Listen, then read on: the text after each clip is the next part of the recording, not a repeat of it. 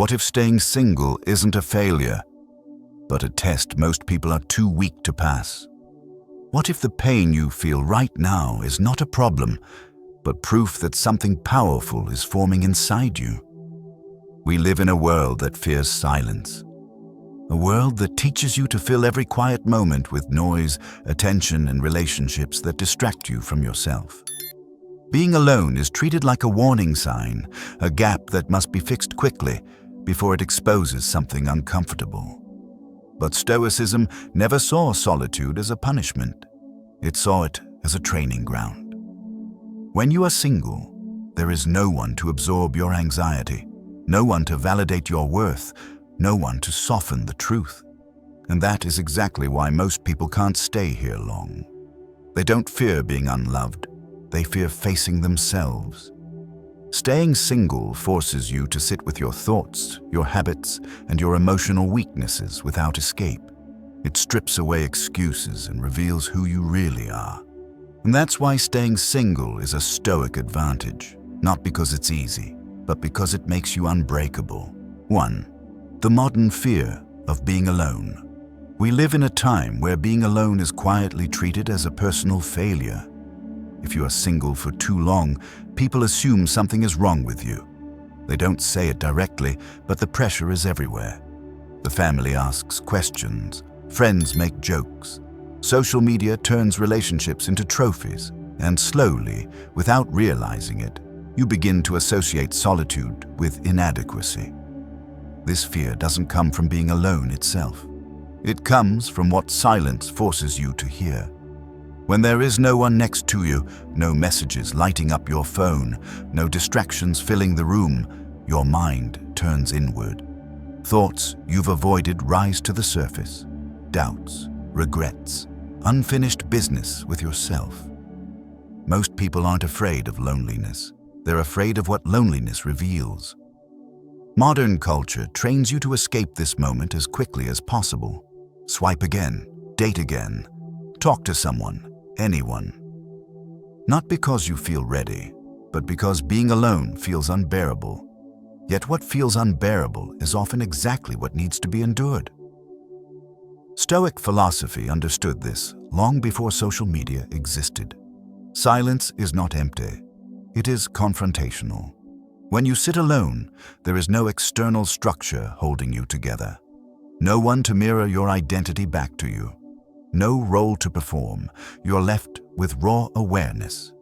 And for someone who has never built inner stability, this feels like standing without armor. That is why solitude feels dangerous to the untrained mind. You can see this fear everywhere. People stay in relationships that drain them, not because they are happy, but because they are terrified of the quiet that follows leaving. They tolerate disrespect, emotional chaos, and constant anxiety simply to avoid facing themselves at night. The relationship becomes a shield, not a connection. Stoicism exposes this pattern without judgment. It asks a simple but uncomfortable question. If you cannot be at peace alone, what exactly are you bringing into a relationship? Fear does not disappear when shared. It multiplies. Insecurity does not heal through proximity. It spreads. The modern fear of being alone is not a weakness. It is conditioning.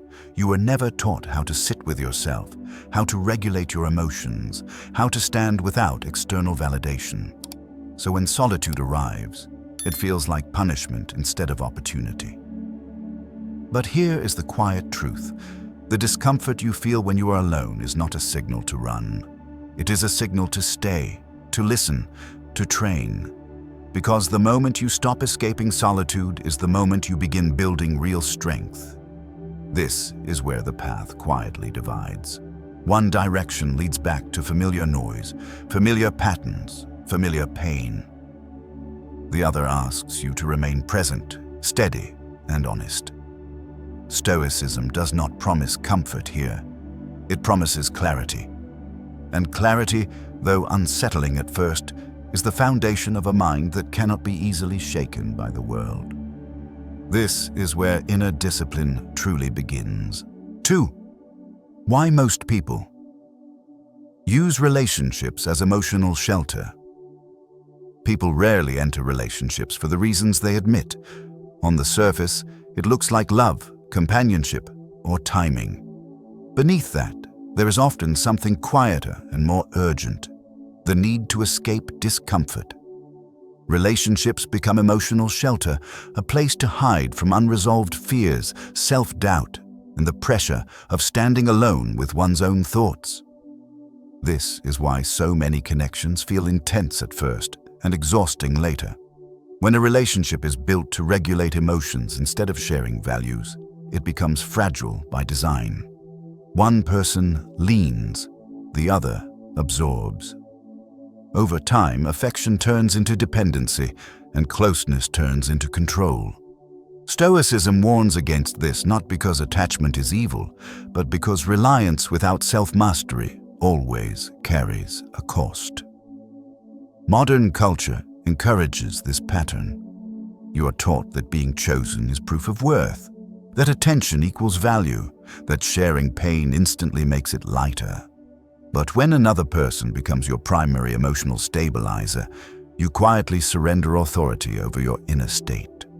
Your mood rises and falls with their presence, their words, their approval. What feels like safety slowly becomes captivity. Stoic philosophy draws a hard line here. Anything outside your control cannot be trusted with your peace. Another person's feelings, consistency, and capacity to meet your needs will always fluctuate. When your sense of stability depends on them, anxiety becomes inevitable. You begin to monitor texts, read tones, anticipate abandonment. The shelter you sought turns into a storm. This is why people rush into relationships after loss, boredom, or loneliness. Not to build something strong, but to numb something unresolved. The relationship works for a while because distraction is effective. But distraction does not heal. It delays. And delayed work always returns with more force. Staying single interrupts this cycle. It removes the emotional crutch and forces you to learn regulation from within. You sit with discomfort instead of outsourcing it. You experience sadness without demanding someone fix it. You feel desire without letting it control your decisions. This is not denial, it is discipline. A Stoic does not reject connection, they reject dependency. They understand that love chosen freely is only possible when solitude is no longer frightening. When you can carry your own emotional weight, relationships stop being shelters and start becoming partnerships. The uncomfortable truth is this: many people are not seeking love, they are seeking relief. Stoicism invites you to choose something harder and far more powerful. Become the place where your own emotions can rest. Only then does connection become clean, grounded, and real. This path is quiet, misunderstood, and rarely celebrated. There is no applause, no instant reassurance, no one telling you that you are doing it right. But each day you remain steady in your own presence. You gain something rare: authority over yourself. That authority becomes confidence, restraint, and freedom. It is the kind of strength no relationship can give and no breakup can take. It grows silently until one day you realize you no longer beg. 3. Staying single forces radical self-confrontation. When you are single, there is nowhere to hide. That is the part most people fear, and also the part that makes solitude so powerful. Relationships, routines, and constant interaction often act like noise. They soften the edges of your inner life. Solitude sharpens them. Staying single forces radical self-confrontation. You are no longer buffered by someone else's attention or expectations. Your habits become visible. Your emotional patterns repeat without interruption. You notice how you react to boredom, loneliness, desire, and insecurity. This is not comfortable work, it is honest work. Stoic philosophy places immense value on self-mastery, because anything you do not understand within yourself will eventually control you. When you are alone, the mind stops performing and starts revealing. You see impulses as they arise. You feel urges without immediately acting on them. This gap between feeling and response is where discipline is built. Many people avoid this stage by staying constantly occupied. They confuse movement with progress. They confuse company with growth. But being busy does not mean being aligned. Being surrounded does not mean being grounded. Solitude removes these illusions. There are moments when the silence feels heavy, evenings where thoughts circle without relief, nights when you question your worth, your direction, your timing. Stoicism does not tell you to silence these thoughts. It teaches you to examine them, to ask whether they are facts or interpretations, to strip emotion from the story and see clearly. This confrontation is transformative. When you sit with discomfort instead of escaping it, something changes. Fear loses its urgency. Desire loses its grip. You realize that emotions rise and fall whether you react or not. That realization is freedom. Radical self-confrontation also reveals your standards. Without anyone influencing your choices, you begin to see what you actually value, how you spend your time, what drains you, what strengthens you. Solitude becomes a mirror that does not flatter, but it does not lie either. This is why staying single feels intense at first. You are meeting yourself without filters, and most people have never been taught how to do that. They were taught how to perform, please, adapt, and attach, not how to stand still and observe. Stoicism treats this stage as essential training. You cannot govern what you have never faced. You cannot lead yourself while running from your inner life. Staying single removes excuses and exposes responsibility. The reward is not immediate happiness. It is clear. You begin to trust yourself because you know your weaknesses. You are no longer surprised by your own reactions. You become familiar with your internal landscape. And once you know yourself this deeply, you are no longer easily manipulated by loneliness, pressure, or fear. You act from intention, not impulse, from choice, not need. This is the quiet advantage hidden inside solitude. It does not announce itself. It reshapes you from the inside until strength feels natural, not forced. This is the discipline that quietly separates inner strength from emotional survival. 4. The Stoic advantage. Emotional independence. Emotional independence is not coldness, it is not avoidance, and it is not the absence of desire. It is the ability to remain steady inside yourself, regardless of what happens outside. This is the Stoic advantage that staying single quietly builds, and it is why so few people can handle this path for long. When you are emotionally independent, your peace does not depend on being chosen, validated, or reassured. You do not need constant confirmation that you matter. You already know. This changes everything. Your reactions slow down, your decisions become cleaner. You stop negotiating your values for temporary comfort. Most people confuse emotional connection with emotional dependence. They believe closeness means merging, that love requires surrendering inner stability. Stoicism rejects this idea completely. The Stoic understands that anything you rely on to regulate your emotions gains power over you, and power given away is rarely returned gently. Staying single teaches you how to self-regulate without numbing yourself. You feel emotions fully, but you do not let them dictate your behavior. Sadness passes without collapsing you. Desire arises without commanding you. Loneliness visits without defining you. Over time, this creates a deep internal trust. You know you can handle your inner world, so the outer world loses its leverage. This is why emotionally independent people move differently. They are not rushed. They are not easily provoked. Rejection does not shatter them, and attention does not intoxicate them. They listen without clinging. They speak without pleading. Their presence is calm, but firm. In modern dating culture, this level of stability can feel unsettling to others. People are used to emotional urgency, intensity, and reassurance loops. Emotional independence disrupts that dynamic. You do not chase, you do not over-explain, you do not attach prematurely. This is not a strategy, it is structured. Stoic philosophy frames this as mastery over the only thing truly yours, your responses. When you no longer need someone else to soothe your inner state, you regain full authority over your actions. This authority creates quiet confidence. You stop proving, you stop performing, you stop fearing loss because nothing essential is being outsourced. The paradox is this: emotional independence does not make you less capable of love. It makes you more selective. You no longer bond through anxiety or urgency. You bond through alignment, through shared values, through mutual respect. Relationships become additions, not foundations. Staying single builds this advantage slowly and often painfully. There are no shortcuts.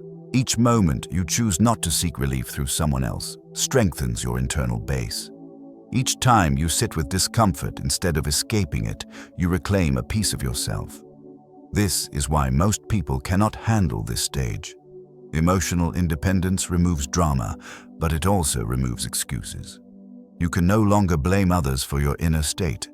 You are responsible, and responsibility is heavy until it becomes empowering. Once it does, you walk differently. You choose differently. And when connection finally comes, it meets a self that is whole, not hungry. That is the Stoic advantage. 5. Why weak people rush into relationships. This part is uncomfortable to hear, but it matters. Not everyone who enters a relationship is choosing connection. Many are choosing escape. They rush forward not because they feel ready, but because being alone exposes gaps they are unwilling to face. Stoicism does not judge this. It explains it. Weakness here does not mean lack of intelligence or character. It means a lack of inner structure. When someone has not learned how to carry their own emotions, solitude feels like free fall, so they grab the nearest rope. A relationship becomes a solution instead of a choice.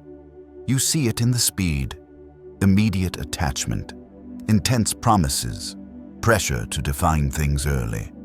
These are not signs of depth. They are signs of fear. Fear of silence, fear of self-work, fear of discovering that no one else can do the inner labor for them. Modern culture quietly rewards this behavior. Being partnered is praised. Being single is questioned. So people learn to perform stability rather than build it. They enter relationships to feel complete, but completeness cannot be borrowed. It must be built. Stoicism teaches a hard truth. Pain avoided today becomes weakness tomorrow. When someone uses relationships to bypass discomfort, they delay growth. They never learn emotional regulation. They never test their values alone. They never develop restraint. Over time, the cost compounds. This is why many relationships feel heavy. One person is unconsciously asking the other to stabilize their inner chaos. Love becomes labor. Affection becomes an obligation. The stronger partner feels drained, the weaker partner feels anxious, and neither understands why the connection feels fragile. The Stoic path reverses this pattern. It asks you to become strong first, so the connection is clean later. Strength here means the ability to sit with discomfort without immediately fixing it. It means choosing self-discipline over emotional relief. It means staying when it would be easier to distract yourself. This is also why people who rush into relationships often fear boundaries. Boundaries threaten their escape. A partner with standards forces self-responsibility. And self-responsibility is exactly what they were trying to avoid. Staying single exposes this dynamic clearly. When you do not rush, you see who is seeking companionship and who is seeking refuge. You begin to recognize the difference in yourself as well. You ask harder questions. Am I choosing this person, or am I avoiding myself? This is not about superiority. It is about honesty. anyone can attach. Very few can stand alone long enough to build inner strength. Stoicism respects strength because strength creates freedom. Weak people do not choose love, they choose relief. Strong people choose alignment, even if it means waiting in silence. If you are staying single while others rush, it does not mean you are behind. It means you are training. You're doing the work most people postpone. Strength built early becomes calm later. That is the advantage today for your future self. 6. Solitude as training, not punishment. Stoicism never framed solitude as something to endure passively. It framed it as voluntary hardship, a deliberate choice to strengthen the inner structure of a person. When you stay single with intention, solitude stops being something that happens to you and becomes something you use. Most people treat being alone as a sentence. They wait for it to end. They count days, compare timelines, and measure themselves against others. A Stoic trains differently.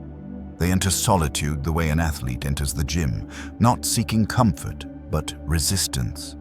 Solitude removes external stimulation and exposes internal weakness. Without constant emotional input, you begin to feel where you lack discipline, where your attention drifts, where your impulses demand relief. This is not a flaw of solitude. It is its function. Training reveals strain so strength can be built. Stoicism teaches that growth requires friction. Muscles grow by resistance. Characters grow the same way. When you choose to stay single rather than numb discomfort, you apply controlled pressure to your emotional system. Over time, what once felt unbearable becomes manageable, then familiar, then empowering. This is where most people quit. They misinterpret discomfort as damage. They assume peace should feel easy, but peace earned through avoidance collapses under pressure. Peace earned through training remains steady. Solitude as training means structure. You build routines instead of waiting for motivation. You discipline sleep, movement, reading, and reflection. You spend time with your thoughts without letting them rule you. You learn to act without emotional permission. Stoicism values this because it creates inner reliability. You become someone who does not need ideal conditions to function. Loneliness no longer paralyzes you. Boredom no longer weakens you. Desire no longer hijacks your decisions. There is also a quiet dignity that emerges here. You stop announcing your struggle. You stop explaining why you're alone. You stop seeking reassurance that you're doing life correctly. Training is private. Results speak later. Solitude also sharpens judgment. You become selective about where you place your time and energy. You stop chasing stimulation and start investing in development. This is how self-respect compounds. Viewed this way, solitude is not a pause between relationships. It is preparation. It builds patience, clarity, and emotional stamina. It makes you harder to manipulate and easier to trust. Most people never experience this version of solitude because they flee too early. They escape the weight before strength forms. Stoicism asks you to stay long enough for the transformation to occur. Solitude does not reward you immediately. It changes you quietly. And one day, without announcement, you realize you are no longer afraid of being alone. That is when solitude stops feeling like punishment and starts feeling like power.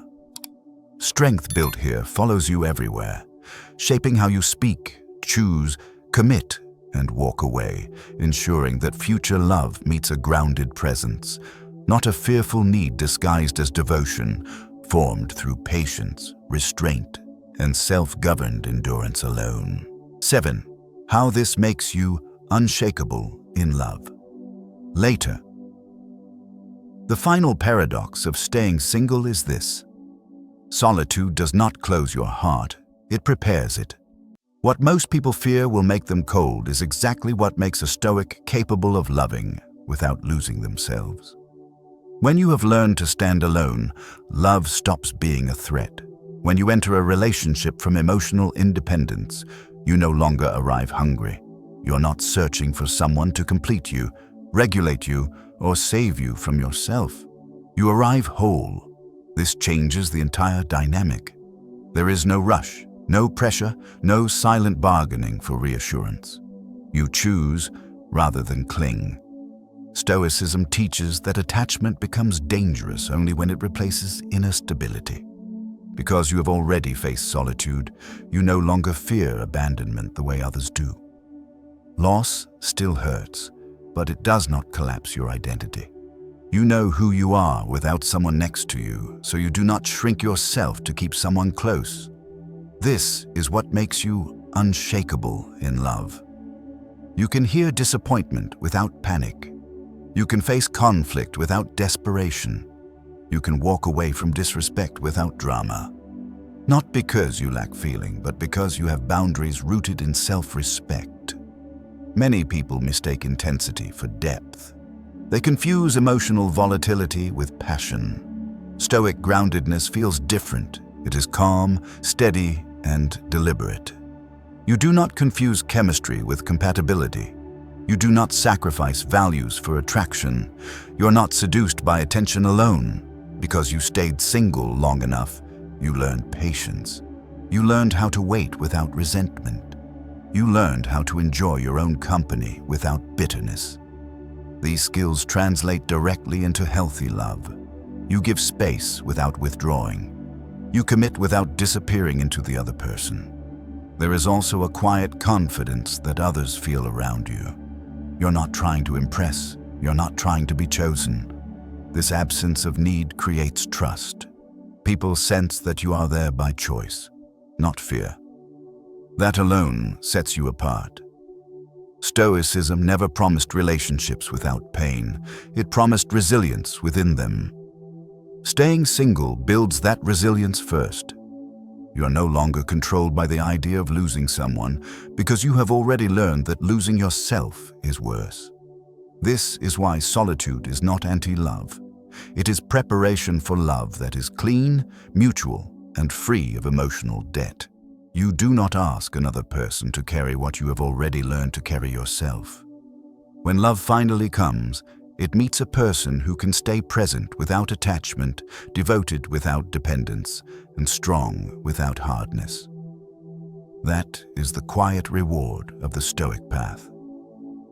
You did not stay single because you were afraid of love.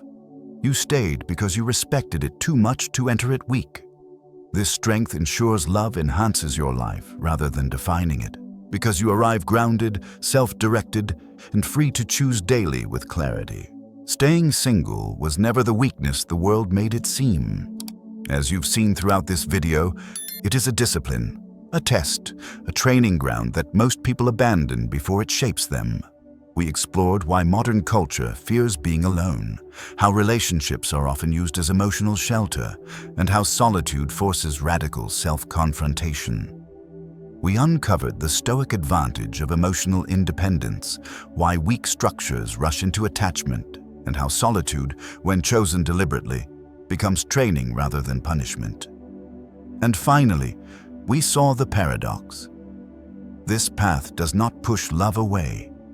It prepares you to love without losing yourself. If you are single right now, do not rush to escape it. Practice staying present with yourself. Use this time to build routines, emotional regulation, and self-respect. Sit with discomfort instead of silencing it. Learn to carry your own inner weight. This is not isolation. It is preparation. Remember, Stoicism is not about making life easier. It is about making you stronger, and strength built in solitude becomes calm, grounded confidence in every future relationship. Thank you for staying with me until the end. If this message resonated, let it be a reminder that you are not behind, you are training. I'll see you in the next video, where we continue building clarity, discipline, and inner power, one Stoic lesson at a time.